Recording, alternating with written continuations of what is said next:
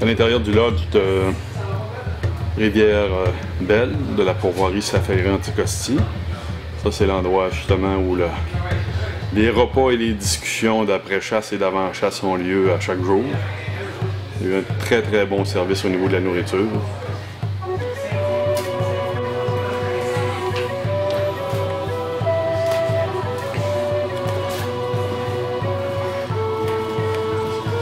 Ici, c'est une aire de détente un peu.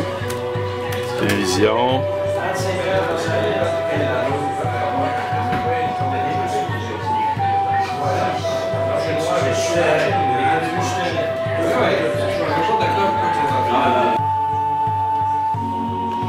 Des chambres avec deux lits simples par chambre comme ça. Toutes les commodités nécessaires.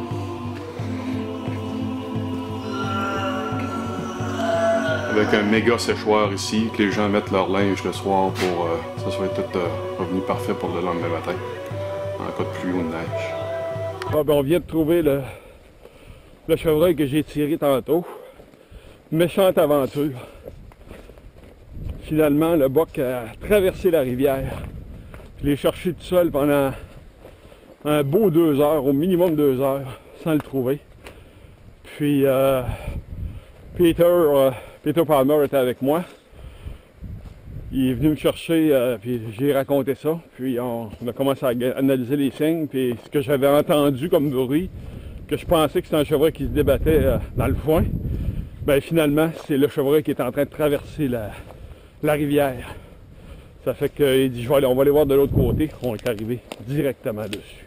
Il y a eu vraiment une période de doute. Je l'ai tiré ici, juste dans les arbres de l'autre bord. Quand ça fait 2 heures que tu cherches ton chevreuil et que tu le trouves pas, tu commences à douter de ton tir. Puis, vous allez voir, la shot, les barres c'est un petit peu, ça je m'en attendais. C'est une shot de cœur.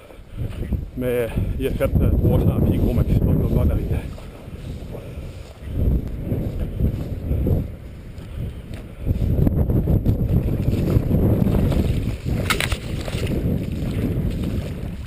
Belle rivière d'Anticosti.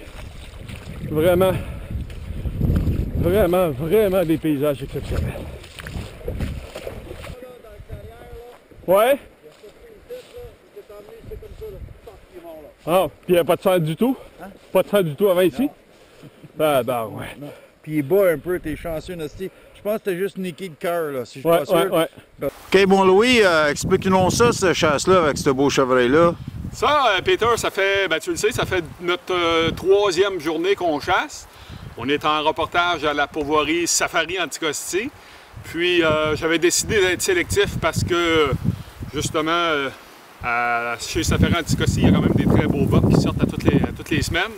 Donc on a laissé passer quelques bocs 4 pointes, 6 pointes, des choses comme ça, pour voir ce boc-là ce matin. Infiniment, Peter, c'est mon premier chevreuil Anticosti. Félicitations, t'étais pas mal heureux en tout cas. Exactement, vraiment, ça aurait été le fun d'avoir ça live parce que quand il m'a dit il est là ton chevreuil, ah, pas là que j'étais content.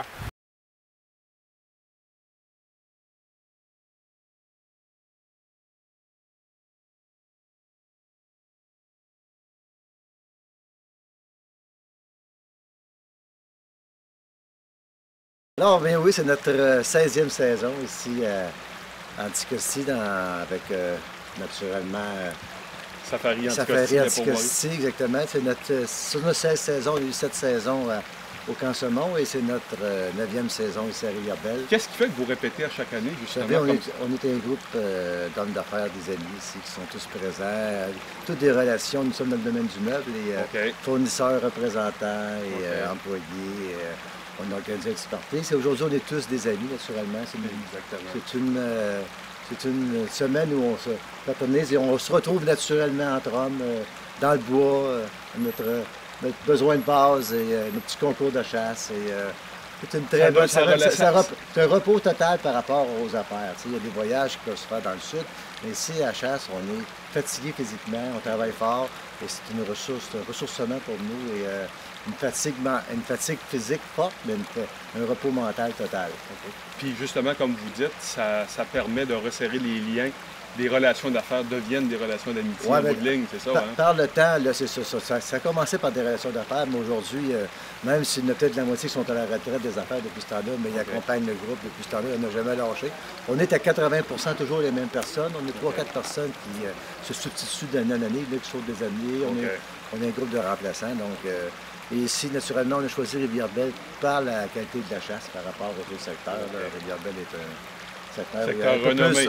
Il est fermé, il n'est pas ouvert souvent, il est ouvert seulement 6 semaines par année. Le fait qu'il n'est pas ouvert en octobre, c'est ça. Exactement, donc ça favorise la présence du box sur le territoire.